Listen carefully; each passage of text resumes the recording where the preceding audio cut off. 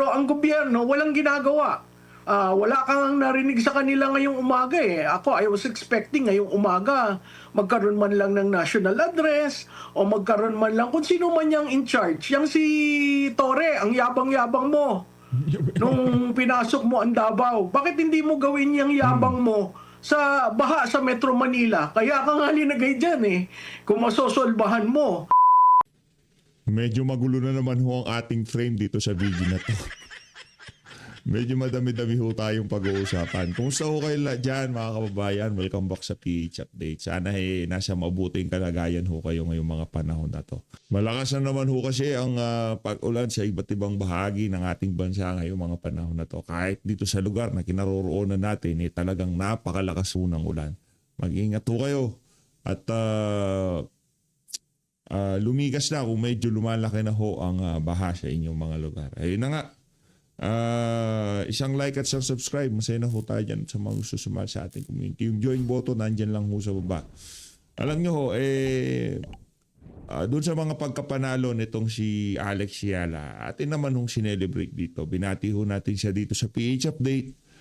Talagang kinatuwa ho natin dahil nga sa dami ng mga bad news, sa dami ng mga negative news ngayon sa ating bansa, yung pagkapanalo ni Alex Yala, kahit pa paano pagka tumingin ka sa social media, matutuwa ka. Magkakaroon ng ngiti sa yung mga pisngi, di ba?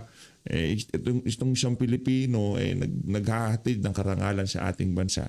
Kahit na napakatindi ng problemang kinahaharap natin ngayong mga panahon na to, kahit pa paano naiibsan ng mga pagkapanalo nitong si Alex Yala. Ngayon sunod-sunod ho ang kanyang pagkatalo at hindi ho natin kinatutuwa yun, pero yung mga nababasa natin sa social media, hindi ho natin pansin. Wala ho sa kulay yan. Ha? Hindi ho tayo naniniwala dahil sa kulay natalo siya, dahil sa kulay nanalo siya. Pero ang sinasabi ng ating mga kababayan, dinabagang may pattern daw. Yung mga nababasa natin, may pattern daw eh. Kasi mula daw ho nung nagsuot siya ng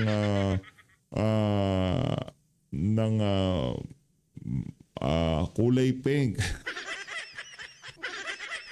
Hindi, masyadong halata, no? Masyadong halata. Kasi noong una, kasi yun, mga sponsor yan eh. Di ba? Sino mo gumagawa niya? Nike?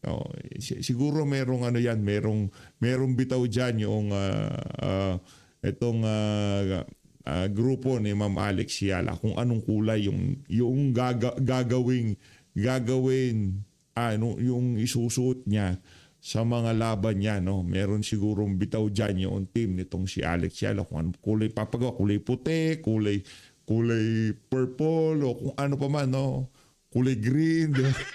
Pero lately kasi madalas na suot niya kulay pink. At kung sakali man pagdating ng oras nakakamping nga itong si Ma'am Alex Yala, tayo ho dito sa PH Update, patuloy pa rin ho natin ang pananalangin na sana maipanalo niya ang kanyang mga susunod na laban dahil karangalan ng Pilipinas yaang bit nitong si Ma'am Alex Yala sa bawat laban na kinahaharap niya pagdating sa larong tennis. Di ba? Congratulations sa mga nakalipas mong laban, Ma'am Alex Yala. Especially nung mga nakakulay green ka. Pero ito lang nakita ko, di ako naniniwala sa malas sa swerte. Pero ang pansin ko lang, may pattern. Nung naka-green ka, lagi kang nananalo. Ngayong naka-pink ka, lagi ka natatalo. Kaya pero dito kay Lenny, kung nagbabalak kang tumakbo, magpalit ka ng kulay. Pag kulay green ka, baka sakali manalo ka. Lipat na ho tayo. Dito na ho tayo kay Ma'am Maricel Halili. Pinotaktiko ho kasi ng komento sa mundo ng social media itong hindi si Ma'am Maricel Halili. Itong si First Lady Lisa Araneta Marcos. Doon sa kanyang post sa kasagsagan ng habagat at ngayon sa katunayan ho hanggang ngayon talagang matindi-tindi pa rin ho ang bagat, no.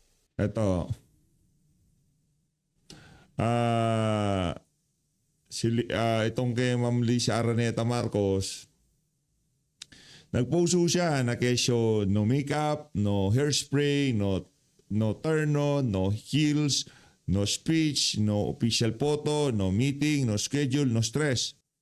Yan o mga kababayan ang post nitong si Ma'am Lisa Araneta Marcos, no? Ngayon, pinotakti ho siya ng napakaraming komento sa social media na tila bagang napaka-insensitive daw ho ng ating First Lady. Lumabas daw ho yung pagkabrat nila, yung pagiging walang pakialam. Yun yung mga nabasa natin sa social media. Siyempre magpapaliwanag ho yan, dyan yung Malacanang. Kaya nga nandyan itong si Ma'am Maricela Lili para ipaliwanag niya pagtanggol niya yung side ng Malacanang diyan sa kaganapan na yan. Ano ho ito? Extension ho ito ni Auntie Claire. Yan si Ma'am Maricel. Anong instruction sa inyo ng Malacanang? Ano sabi sa inyo? Anong i-feed nyo sa mainstream media sabi ng Malacanang sa inyo? Ito na ho si Ma'am Maricela Lili. Game. Magandang araw mga kapatid. Update muna tayo mula dito sa Hindi update. Optics muna. Optics. Malacanang. Nauunawaan daw ng Malacanang kung meron mang mga bumabatikos sa post ni First Lady Liza Araneta Marcos sa kanyang social media. Nangyari kasi yung pagpo-post na ito habang kasagsagan ng nararanasang terribleng traffic at yung matitinding pagbaha sa iba't ibang lugar ng Metro Manila. Doon sa post ni FL, makikita na siya ay nag-birthday Close itong si Ma'am Maricel Halili at itong si Ma'am itong si First Lady. FL na lang. sabbatical. Sinabi niya na no Idol ko makeup, talaga to no eh. speech, no heels. So ang tingin ng iba, medyo insensitive itong mga post na ito dahil Hindi, medyo talagang napaka-insensitive ho ng mga bitaw na yan nitong si First Lady. naka-birthday sabbatical siya habang marami sa mga kababayan natin ang nahihirapan at na-stranded dahil nga dun sa malakas na buhos ng ulan na nauwi sa matinding pagbaha at talaga namang napaka-terribleng trapiko sa buong Metro Manila. Pero ang paliwanag dyan ni Palace Press Officer Claire Castro, nauunawaan nila kung meron mang mga bumabatikos dito sa post na ito ng First Lady pero wala naman daw ibig sabihin na masamang pinapahiwatig ang unang ginang sa kanyang post. Makikita pa nga daw doon sa post niya na ito na nagsabi pa ito sa lahat na keep safe o stay safe at stay dry dahil nga doon sa mga nangyayaring pag-ulan. Binigyang diin din ni Jose Castro na bagamat may post na ganito si First Lady. Ayan na ho, ayan yung mga propagandists ho ngayon ng Malacanang, yung mga mainstream media. Sila ho nagpapaliwanag sa side ng Malacanang. Pinaliwanag na keep safe, keep ganito, keep ganyan, di ba? Yan ho ang estado ng ating bansa ngayong mga panahon na to. Bago pa man din daw ma-experience ng ating mga kababayan yung masamang panahon, ay nakapagbigay na rin naman daw ito ng assistance sa ating mga kababayan at ilang mga programa na rin naman ang kanyang naipatupad. Kabilang na nga dyan yung Love for All program. Gayunman, para daw doon sa mga na-offend o sumama ang loob dahil daw sa post na ito ay iginagalang daw nila o ng Malacanang yung kanilang mga opinion. Sa ngayon, hindi daw pa nakakapag-celebrate ng kanyang kaarawan si First Lady dahil punong-puno nga. August pala itong si Ma'am First Lady, no. Mababait ho yung mga August, no. Marami ho tayong kakilalang nagbe-birthday ng August. Mababait yung mga August. Palakpakan natin lahat ng. Kaya ako naniniwala ako sa kaibuturan ng puso nitong si First Lady Liza Araneta Marcos. Kahit ano pa sabihin niyo dyan, mabait yung alin na yan. Mabait yung si Ma'am Shi. Di ba, Ma'am Shi? Yung kanyang schedule pero sinabi muli ng Malacanang na wala naman daw ipinapahiwatig na masama ang unang ginang sa post na ito. At yan muna ang pinakahuling balita mula dito sa Malacanang. Ako po si Maricel Halili. Magandang araw. Hindi porket merong post na gano'n yaang si Ma'am Shi, meron na siyang pinapahiwatig ng kung ano pa man. Sa mga nasaktan dahil lubugan yung mga kabahayan dahil sa baha, dulot ng napakabigat na ulan, napakatinding ulan, at dahil sa ginawang pagnanakaw sa kaban ng sambayanan, pasensya na ho kayo ha. Ako na ho nangingi ng dispense sa inyo. Hindi ho sinasadya ni Ma'am Lisa na magpicture-picture siya na tila bagang walang nangyayaring dilubyo sa sambayan ng Pilipinas. Okay! Wag na masyadong masaktan. Wag na masyadong masaktan. Ito, rekta ho tayo kay Prof. Malutikia. Nayabangan daw siya dito kay yabang mo sa Davao. Nagsalita ho itong si Prof. Malutikia. Ang ating mga kasamahan at nag-recede na ang mga baha sa kanilang lugar. Pero gaya nga ng nabanggit natin na Prof, meron na namang panibagong bagyo, meron pang LPA. Tama po ba na sisihin si Vice President Sara Duterte dahil galit daw ang Diyos kaya nagkakaroon ng pagbaha? Dapat na raw siyang humarap sa impeachment court. Ano po masasabi niyo pa dito sa mga ganitong opinion? Alam mo yan, nagsalitang yan, tao pa naman siya ng kanyang pananampalataya. Hindi ko alam kung saan niya kinukuha na pati ang pag-ulan ay sisisihin sa Vice Presidente. Alam niyo, bigyan niyo ng tasking si Vice Presidente. Baka sakaling makita ng taong bayan kung anong klaseng gobyerno magkakaroon kung si Vice Presidente nag-handle niyan. Alam mo, nakakalungkot kasi kahapon, kahit saan ka pumunta, wala kang nakitang anino ng mga taong responsable at nababayaran natin dahil sa taxes ng ating contribution. Kanya-kanya, bawat Pilipino nagtutulungan.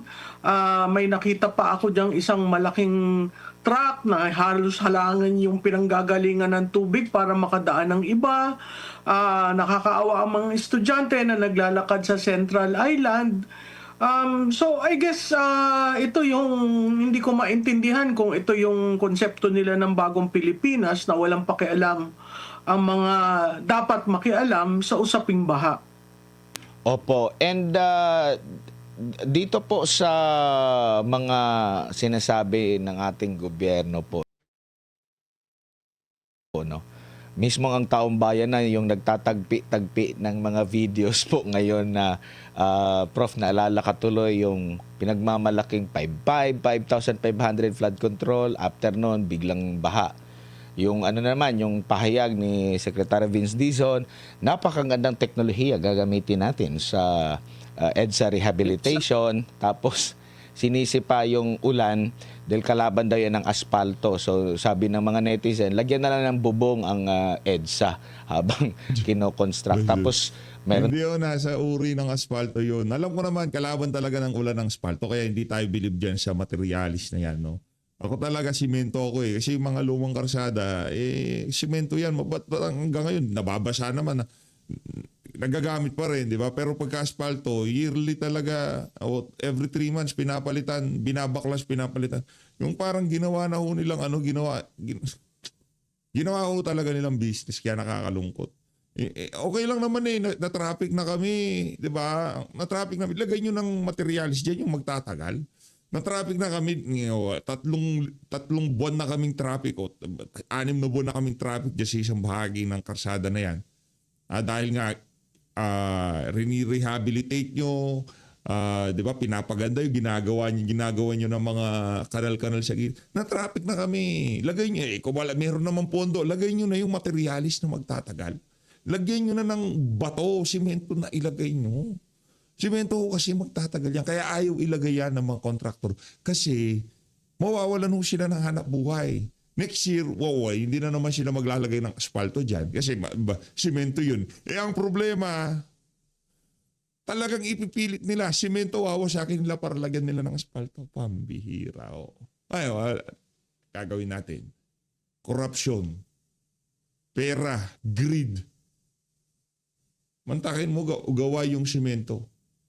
Bumabahay, hindi nasisira. Si congressman ang gagawin niya, ipapabaklas niya yung simento para papalitan ng aspalto. Kung di naman, ikukudkurin nila yung simento para masira, kukudkurin ngayon lalagyan nila ng aspalto. na naman pahayag, sabi Pero pasensya na, marami ako segue kasi driver ako ramdam ko Ramdam ko Alam ko yung timpla ng kalsada. Diyan sa Araneta ba yun? Diyan sa QC na talagang sa mahabang panahon lang binabahayan. Meron pang hanggang tuhod, hindi na raw hanggang tuhod yung mga pagbaha. Tinagpi na naman nila yung video. parang hindi natuto yung ating gobyerno. Mas maganda kaysa sa ipagmalaki, tingnan na lang mismo sa resulta po. Prof, ano At masasabi niyo po?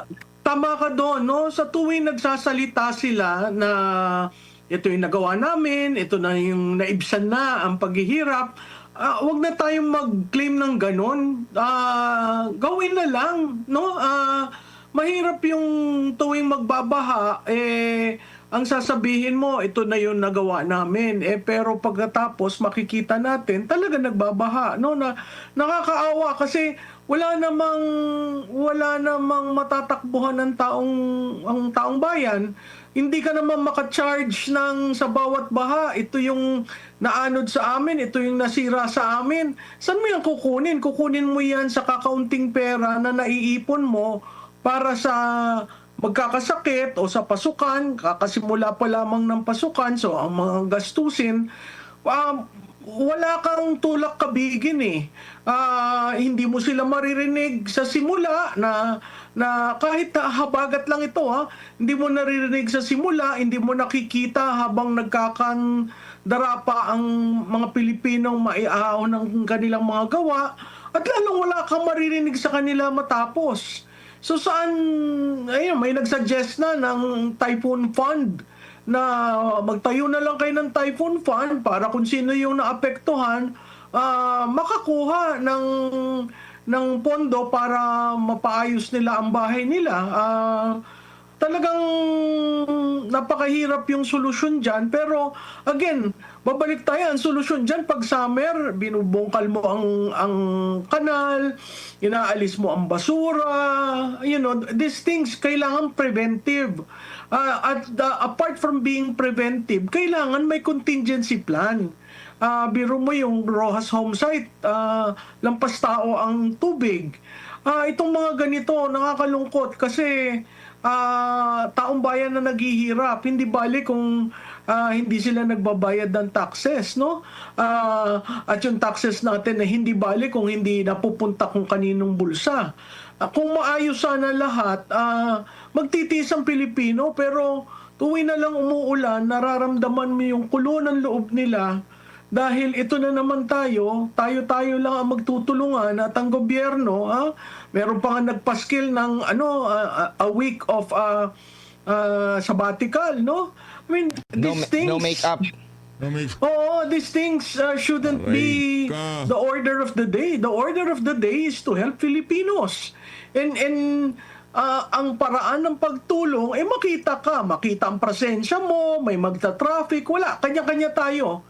There is anarchy outside of Malacanang, and I guess Malacanang is just, sleeping through the process. I don't see, hindi na natin nakikita ang NDRRMC na nagmi-meeting. Wala na. Hindi na natin nakikita na yung pagtila ng ulan, paggabi, meron kang pinatatakbo yung para maalis ang bara. Wala tayong nakikita, hindi natin sila nararamdaman. So, hindi ko maintindihan kung ito ba yung kanilang pagsagot sa pagreklamo ng tao. Mali-mali yun dahil ang taxes namin, binibigay namin sa inyo.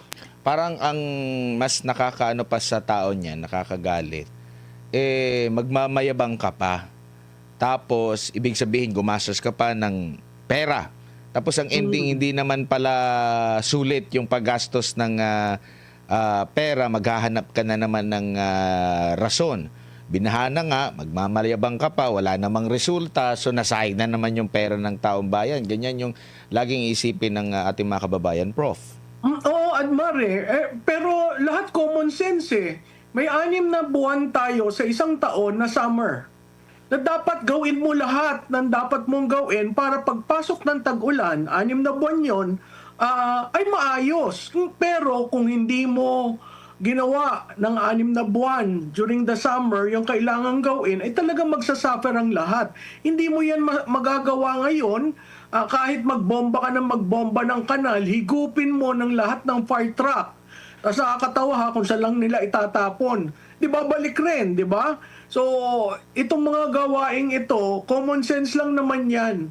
Ang hindi ko maintindihan, bakit hindi makita yung common sense, lalo na ngayong habagat lang yan, Hindi ko alam kung pagdating ng yung sinasabi mong low pressure, kaya makikita mo, kalimitan oorasyon ang hingi na lang ng taong bayan nagdadasal sa Diyos na sana hindi malakas at kanya-kanyang akyat sa second floor kung may second floor ka. Kung wala kang second floor, na maghahanap ka. Kahit ang mga sasakyan, nakita natin, birong magkano ang isang pag-repair ng sasakyan na nalubog sa tubig. Hindi ordinaryong gastos yan. Hindi. Pero ang gobyerno, walang ginagawa.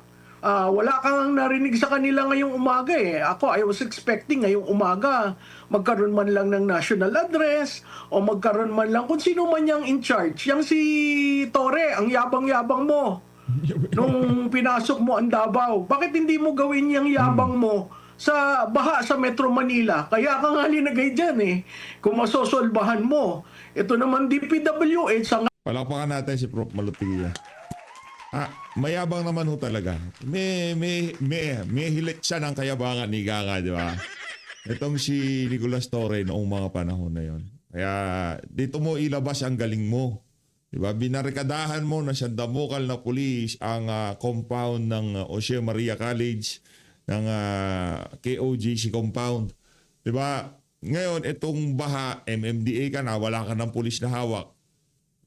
Barikadahan mo ng mga MMDA. Diba? nga naman nagkakita, nag-rehab ng EDSA, alam niyang tag-ulan. At alam niyang meron talagang barrier dyan sa busway. So, hindi ko alam kung nasa ng common sense nitong mga ito, pagkalaki-laki Galit na tong si Prof. pondo, supposedly good for limang taon. Wala pa yata 3 buwan nasira na. So, babalik tayo uli. Window dressing ba yan sa ASEAN sa November? O talagang inaayos nyo? No? Kasi kung talagang inaayos yan, pinagplanuhan yan, makita mo naman ang pagkakapatsi Ngayon nakikita natin, linagyan ng cover ito, yung sumunod ito, hindi buo. So, paano naging 1.6 billion yung patsi-patsi? Ang inaantay ko, Attorney Prof, ang sinabi ng Pangulo na iipunin niya yung mga tubig baha. Napakarami na pong tubig baha po sa ating bansa. Di ko lang alam kung naipon na ba yun. Kasi ang ganda ng pagkakabanggit niya noon na iipunin yung tubig baha. Ang nangyari lang, yung mga netizen, ginawa ng nag-iipon. Nag-ipon ng tubig Oo. baha. Alam mo, Admar, pwede yan magandang solusyon yan. Kung may catchment basin tayo. Wala tayong catchment basin tingnan mo yung dun sa BGC. Meron silang catchment sa ilalim kaya hindi nagbabaha. Tapos nare-recycle. Yun siguro dapat ang tingnan na natin, lalo na sa Metro Manila. Kasi ang Metro Manila, yan talaga ang daus-usan ng tubig galing sa pagtumaas ang Manila Bay, high tide, pag ang Laguna de Bay hindi silted, hindi nahuhukay, hindi na lumalalim yung kanyang carrying capacity, tapos patuloy ang quarrying sa Sierra Madre, lahat ng bagsak niyan sa Metro Manila. So, anong solusyon mo sa Metro Manila? Alam mo, maingay ang Metro Manila. Maingay ang Metro Manila. Saan ka maglalagay ng catchment basin? Diba? Yun dapat ang pinag-aaralan nila, long-term solution.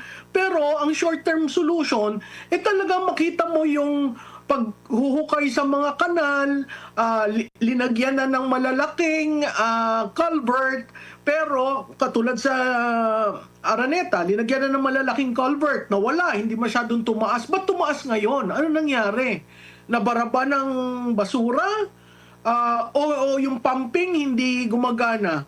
Kung titingnan natin ang Navotas kilala yan sa pumping, yung bombastic pumps nila. Nagpa-pump ng tubig dahil may tubig yan Pinapump, lumalabas. Tapos may wall sila, may barrier sila. Ano yung tamang ginagawa ng Navotas na pwede mong gawin probably sa Manila na nakaharap sa Manila Bay? Yung mga ganyan kailangan mapag-aralan at kailangan ng solusyon dyan. yung inyong intelligence, confidential fund, gamitin nyo dyan. Matutuwa ang taong bayan. Tapos ang maririnig lang natin, wala man ito nung dati. Ngayon lang itong mga basura na ito. Parang inamin pa niya na sa panahon lang niya, napakaraming basura, Prof. Sa panahon lang niya hindi nagkokolekta ng basura ng tama eh. Wala natatakot sa kanya. Kaya, yan, makikita mo yung basura nagkalat, no? At kung titingnan mo yan, at alam mo ang storya ng Dolomite sa Rojas Boulevard, di ba there was a time may bagyo, dinala talaga yung basura from Cavite patungo sa Rojas, kaya may team na nagpulot. So, kailangan mo ng partnership with the community. Kaso mayayabang sila eh, magagaling sila. Pakialam nila sa local government. Dapat yan matindi ang partnership lalo na dun sa mga local government na malapit sa mga tubig, no? Makita natin lahat ng dinadaanan ng Pasig River. Common sense lang saan dumadaan ang Pasig River? Saan humuhuho? 'Di ba? So meron yang Laguna at Manila Bay at Pasig River. Yun lang ang babantayan mo, common sense. Paano mo yan gagawin? Ngayon, kung magtuturo-turo ka, may Metro Manila Development Authority na hindi mo maintindihan kung para lang sa police ba yan, security ba yan, pag tiningnan mo ang charter ng MMDA, marami yan. From basura to baha. So, hindi ko maintindihan itong si Torre. Tigil-tigil ho ang paglalagay nyo ng tarpaulin nyo. Alam kong gusto nyo tumakbo, pero hindi ho panahon ng paglalagay ng tarpaulin. Kaya nga nagkalat yung mga tarpaulin nitong si Panahon ho na ipakita nyo sa taong bayan na deserving kayong MMDA at kaya nyo solusyonan ang problema ng MMDA. Paano po magkakaroon ng bigat ang kanyang sinasabing meron siya, nakanda siyang mag-endorso kung ganito ang resulta ng kanyang panggobyerno, Prof? Mark, kita naman sa resulta ng mga surveys Yung NCR, unti-unting nagtitilt, no? Unti-unting nakikita, I guess experiential yan, nakikita ng mga botante, ano ba to? Ano ba itong ginagawa? Kung ito ba ang aking susundin, mapapaayos ba ang buhay ko? Alam mo, pag tiningnan mo doon sa Philippine Development Plan, ang gusto lang naman ng Pilipino, maayos na buhay. Makapagtrabaho, may sweldo siya, matulungan niya, mapag-aral ang mga anak, may pera siya, kung sakaling magkasakit ang pamilya, may pera siya na pambili ng 3 beses na masustansyang pagkain, simple lang. No? Pero kung ganito lang ang serbisyo na ibibigay mo, unique ang Metro Manila kasi ito yung capital, no? At dito media center, at dito talagang it's very hard to please voters. Pero makikita mo nagtitilt. So yung sinasabi mo may endorsement, unang-una walang coattail si Mr. Marcos.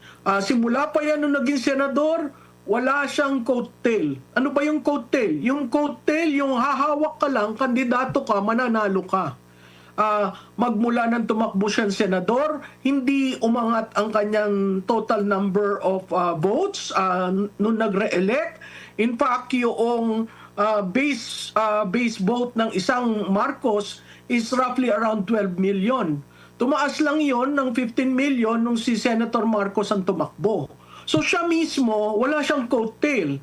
At makikita natin kung i-disaggregate nyo ang data ng 2022, hindi totoo na ang nagpapanalo sa kay BP Inday ay siya.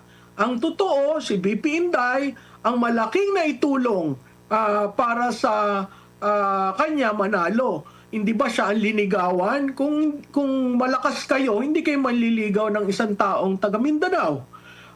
So, saan mo kukunin yung endorsement? Hindi ko alam.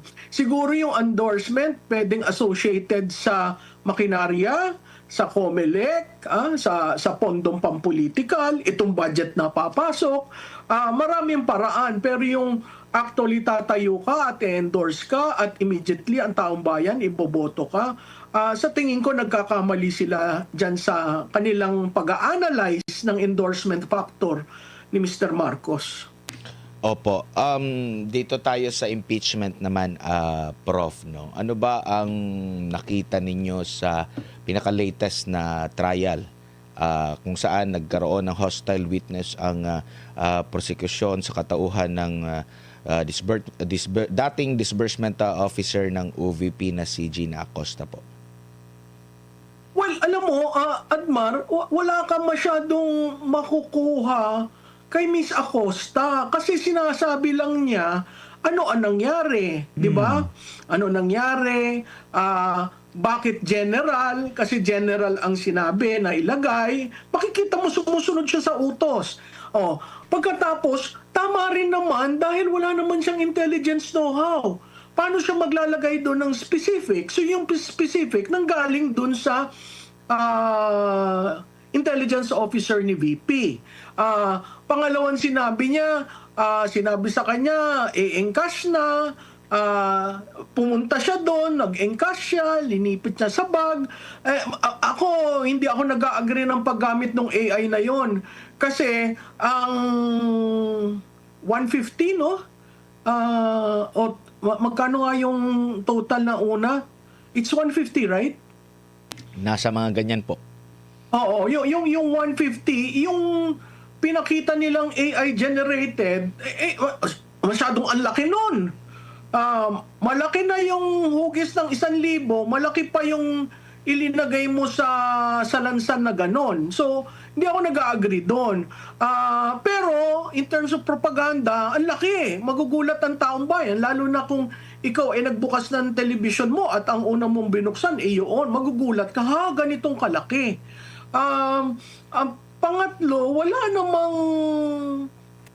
namang sinabi na binulsa ni BP yung pondo.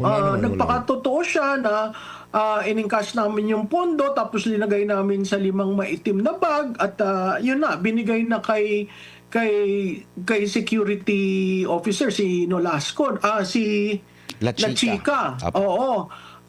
Ay kung ako rin, kung ikaw rin, kung may ganong kalaking pondo, hindi ba ibibigay mo yun sa security? Hindi ikaw ang hahawak nun. Hindi. Kasi nakakatakot pag nawala yun. Ikaw Correct. yung responsible custodian officer. Hindi ko lang gusto yung pananalita ni Ligutan na parang ang pagtatanong tinatakot si Miss Acosta, no? At ang gusto niya conclusion kaagad. Tama lang na nag-oppose yung defense kasi sino ba ang nagsabi sa yung i-encash mo? Sino ba ang nagsabi sa yung ilagay sa bag? Natural yung head of agency. So as SDO, by the name itself, disbursing officer, di ba ang disbursing, nagbibigay ka ng pondo? Disbursing. So kung sinabi ng head of agency sa disbursing officer, ibigay mo kay La Chica, ibibigay mo yon. Anong mali doon? Opo. So parte na Diba? yun ng pag-disburse niya na sinabi niya na ayon naman sa Joint Memorandum Circular bilang disbursement officer, bahagi yun. So, tama yung sinabi na ni Acosta po, Prof, na bahagi yun ng kanyang pag-disburse. At sinabi rin niya doon na hindi naman pwede ako yung akyat ng bundok. Wala akong sariling security. Ako makikipag-usap sa mga taong hihingan ko ng mga information. At saka, Admar, my goodness, if you look at Miss Acosta, she's a very simple lady. Yung demeanor niya, yung pagsasalita niya, yung pagkakanervyos niya, pinagkakatiwalaan siya. Kita natin pinagkakatiwalaan dahil galing Davao, siya yung ginawang SDO. Pero every bit of the way, every point of the way, na-explain niya. Na-explain niya kung bakit generalize, na-explain niya kung bakit detalyado, na nag-usap sila, nag-usap sila bago niya ilinagay. So, ito yung as per her knowledge, tama yung ginawa niya. Wala naman nagsabi sa kanyang mali. Opo. Ngayon, ibang klase naman yung kung sasabihin mo, nambulsa ka ba ng pera? Kita naman natin, hindi nila maitanong ng ganon. Hindi rin nila maitanong, nag-iwan ka ba ng pondo kay Vice Presidente? Diba? Kasi makikita mo dun sa pagtatanong nitong lawyer na ito, may pinupunto siya sa dulo. Kaya nga maganda na marinig natin yung defense para mabuo natin yung kwento, no? Yun nga lang, may mga points doon na pwede na sanang hinusgahan na ng presiding officer, pero makikita mo very lenient. So, tingnan natin kung anong mangyayari. Pero napagalitan po siya ng isang senator, di ko lang alam kung pinagalitan ba siya direkta or ano yung isang senator judge po dahil parang nagmamaang-maangan daw, marunong naman daw. Pero tingin ko nagre-reflect sa transcription yung the way manalita ang isang tao. Kasi minsan, pag binabasa mo, akala mo dire-diretso ito. Kasi pag magbasa ka lang. Pero pag actual mo na siyang nakausap, baka iba rin. Anong masasabi niyo po doon sa naging punan ng Senator Alam mo, Judge? Admar, yung senador na yan, sanay kasi sa pataasan ng boses at bastusan no? Makikita mo, alam mo, ang transcript, walang sound. Kaya kalimitan, pag gusto mong manood, gusto mong makita paano nagsalita, paano ang demeanor, paano ang aksyon. Kasi kung babasahin mo, clinical ang transcript. So makaka-judge ka na marunong magsalita ng Tagalog, marunong magsalita ng English, nakakaintindi. Wala kang pakialam kung gusto niya magsalita ng Bisaya. Kung yun ang comfort level niya, no? Pangalawa, itong konteksto nito, she is anong tawag dito? Anong klaseng witness? Hostile. Hostile witness. Abay, kung ikaw naman, makakuha ka na ganyan, ikaw ay hostile witness. Hindi ba nenervyusin ka? Kaya nga nung umpisa, natutuwa ako kay Ligutan na nagsasabi na, ma'am, inom ka ng tubig, hindi tayo magkalaban.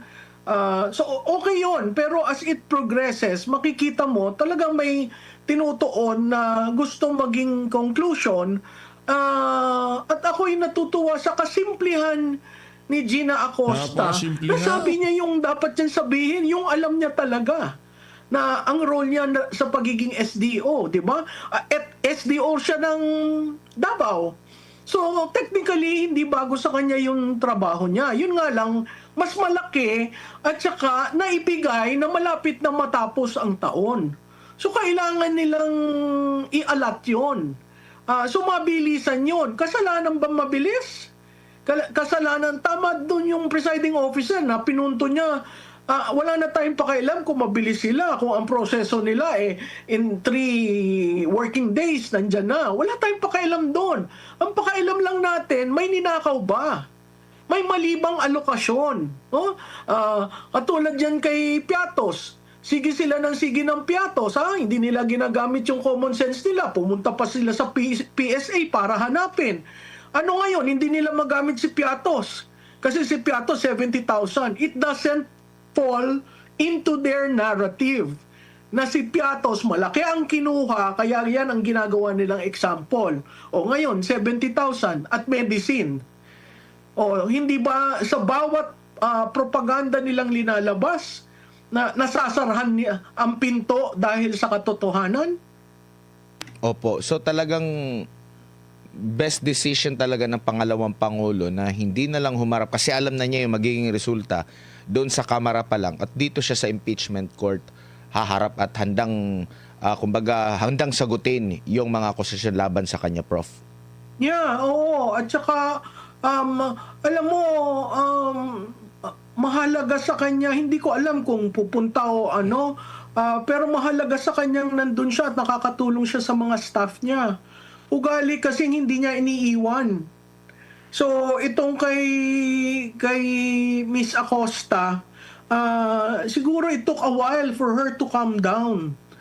Mahirap yung ilalagay ka sa impeachment sa witness stand ng impeachment. Tapos ikaw pa witness ng kalaban mo. Na parang pag kasi ginawa kang witness ng kalaban mo, lahat ng sasabihin mo, pabor sa kanila. Pero sa aking pag-follow up, wala akong nakitang pabor sa prosecution na sinabi ni Acosta. Nagpakatotoo lamang si Acosta at sinabi niya kung ano ang kanyang katungkulan. So walang masama talaga doon sa pagpapaulit ng mga tanong, pinunan niya na masyadong mahaba yung tanong, yung request niya na pwede ba Tagalog o di kaya ay Bisaya, Cebuano, para medyo mas maka-express. So walang masama doon, considering kung gusto talaga na katotohanan na mula sa kanya at kampante siya. No, kasi minsan pag Bisaya ka at hindi ka sanay sa Tagalog, iba yung mababanggit mo na Tagalog, na iba na yung ibig sabihin kumpara doon sa gusto mong ipahiwatig kung magbibisaya ka, Prof. Oo, alam mo, Admar, ang kasi lumalabas sa Maynila, pag Bisaya ka, immediately probinsyano na hindi ka, you're not a first class citizen, hindi ka taga Metro Manila, kaya ang tingin parang maliit. Pero ako'y natutuwa at si Miss Acosta ay nagsalita sa kanyang gamay na lengguwahe, na dialect, no? At yun ay dapat respetuhin, hindi hindi ko na sasabihin yung senador na yun. Si Erwin Tulfo. Sanay siya sa sigawan at siguro wala siyang masabi, kaya yun lang ang pinuna.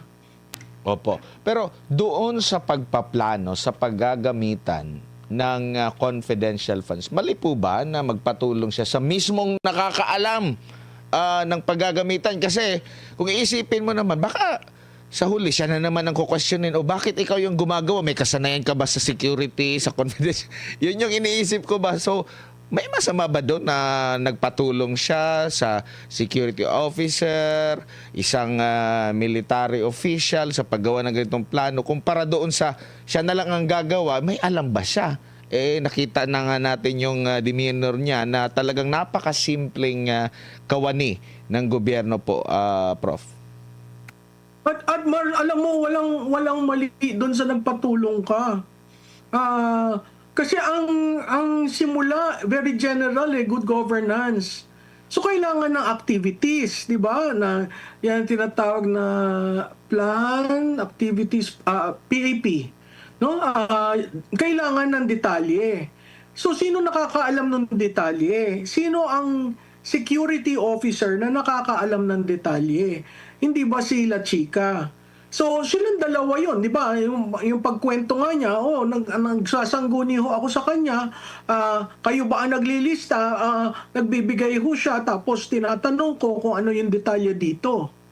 So, practically, sinabi niya sa trial court, sa impeachment court, na silang dalawa ang nagsasangguni doon. At tama rin, rightfully so. Wala naman siyang alam tungkol sa seguridad, no? Point blank ka ang mga tanong niya sa kanya, point blank niya nasasagot. So, kung nagsisinungaling yon, paikot-ikot yon, siya diretso. Opo, ako po. Nag-usap po kami. Sinabi po niya sa akin, inilista ko po. Sino nag-approve? Ay, yung pong head of agency, si Vice President. O kaninong signature yan? Pati ba naman yung mga ganon? Talagang hinahanapan pag-ikot sa mga bawat katanungan, hinahanapan ng mali. Kaso, ang nasa joint security naman, hindi naman pinagbabawal na magsangguni ka doon sa security officer. Di ba? Opo. Lalo na yung nature ng paggagamitan ng confidential funds. Yeah. So, I don't think there was anything that is a blow on the defense with Ms. Acosta. She merely graphically told the impeachment court, ito yung ginawa ko. Opo. Pero, ang maganda doon, hindi nila natanong na may nawawala ho bang pera, na-liquidate ba na maayos. Di ba, nandun na yun sa COA testimony. Siya is the preparation from the SDO, from receiving the fund to the role of the SDO, tapos yun sa preparation and implementation. Opo.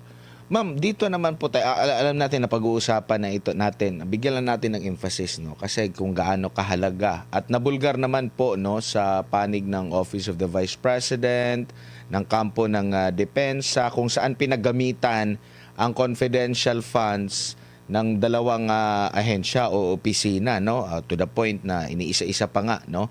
Kahit na sabihin ng prosecution, para doon sa isang pagtitipon ito, pero yun pala, meron palang ano pa nun, detalye. gaano kahalaga po ito na alam naman natin sa mahabang panahon ang talagang umuusig, tumutuligsa nitong Confidential Intelligence Fund ng gobyerno, itong mga makakaliwang grupo. At ngayon parang naging successful ba sila na mabusisi ng husto mabuksan ito at para sa kanilang kapakinabangan, sa kanilang interest po at stake yung ating national security, lalo na sa paglaban natin sa mga kalaban ng Estado?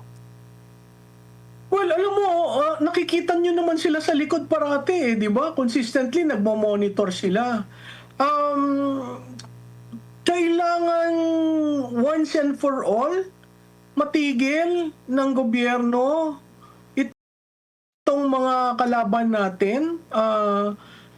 Domestically, yan yung tinatawag na internal security. Mahalaga na malaman ng taong bayan kung anong ginagawa nila at kung paano natin masasawata, kasi kailangang magkaroon ng development doon sa mga lugar na ino-occupy nila.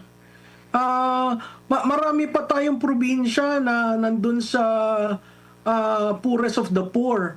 At karimitan, kaya yan poorest of the poor, walang serbisyo ng gobyerno, hindi nakakarating doon ang tulong, or controlled ng mga kaliwa, no?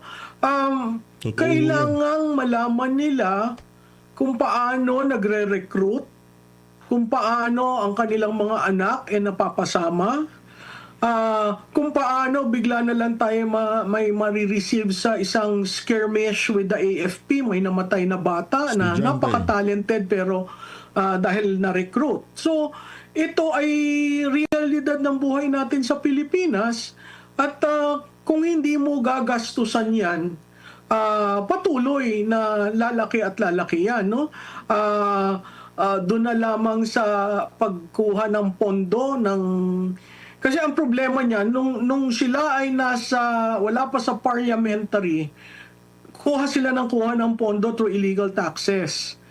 Pumunta ka sa parliamentary, nakakakuha sila ng pondo, nakakatulong, pero hindi natin maintindihan yung gamit ba ng pondong yan para mapahusay ang buhay ng kanilang kasapi, o ginagamit lamang para sa pagtuligsa sa pamahalaan. So, yun yung realidad ng sitwasyon natin, at yung ginagawa ni BP, ever since naman, kilala siya as being anti-left, no? At ang isang dapat hindi kalimutan, si mismong Mr. Marcos ang nag-assign sa kanya as co-chair ng LTF-LCAC. So kung ikaw ay co-chair, anong gagamitin mo kung wala kang confidential fund? Babalik rin naman tayo dun sa usapan na ano ba ang binigay ni Vice Presidente sa Presidente para umuo ang Presidente bigyan siya ng confidential fund? Okay? Ano ba ang nakita ng Kongreso? Bakit inaprubahan ang confidential fund niya? So, hindi lang ito si BP Duterte ang nagsabing, "Oy, kailangan ko, akin ang pera." Hindi. May layer of approving authority. At yan authority ni Mr. Marcos at authority ng Kongreso. Opo. Tapos ma'am, ang napapansin ngayon ng ating mga kababayan, nagbabasa din ako ng mga komento, meron silang napansin ngayon na dati talagang mortal na magkaaway o kaaway ng makakaliwang mga grupo yung apelidong Marcos. At napansin nila, sa panahon ngayon, dati maingayan sila, kaliwat kanan yung mga kilos protesta nila, parang walang matinong gobyerno sa kanila. Pero ngayon na mas akma yung ilang kanilang pag-iingay, dahil nga sa mga isyong kinakaharap ngayon, wala na silang naririnig, at ang napapansin nila, nagkakaroon na pala pa ng connivance. Ito pala yung original na unit team na bago yung election ng 2022 magkalaban. Pero ngayon, naging magkasanggana at dati ang mga party list na mga makakaliwa dyan sa Kongreso, hindi nabibigyan talaga ng ano yan. Kumbaga maingay lang sila pero less priority. Ngayon talagang namamayagpag po sila at kasama sila ng administrasyon sa mga pro-administration dito ngayon. Kaya nababahala sila na itong mga galawan ngayon ng gobyerno parang ano na ba? Parang kagaya na ba ng galawan ng CPP, NP, NDF na parang walang kinikilalang batas, the way mag-operate na yung mga otoridad na hindi nila alam siguro na napasukan na sila at yung interest po nitong mga grupong ito, yun na yung nasusunod, no? Dahil nga nagagamit din ng administrasyon lalo na sa politika na, meron tayong common na enemy, kami bahala sa inyo. Yan po ba yan nakikita ninyo sa nakikita din ng Tagong Bayan po, Prof? Oo, Admar, no, kung titingnan mo nung 2022, hindi naman sila kasama doon sa unit team eh. Nagkaroon lang sila ng importanteng role through Speaker Martin kasi si Speaker Martin Romualdez ang nagpatibay ng role nila sa pag-demolish kay Vice President, no? Kung natatandaan ninyo, 'di ba ang confidential fund ang nakakakuha lamang ng kopya niyan ay ang Speaker of the House at ang Senate President kung paano ginamit. Pero nung as early as November 2022,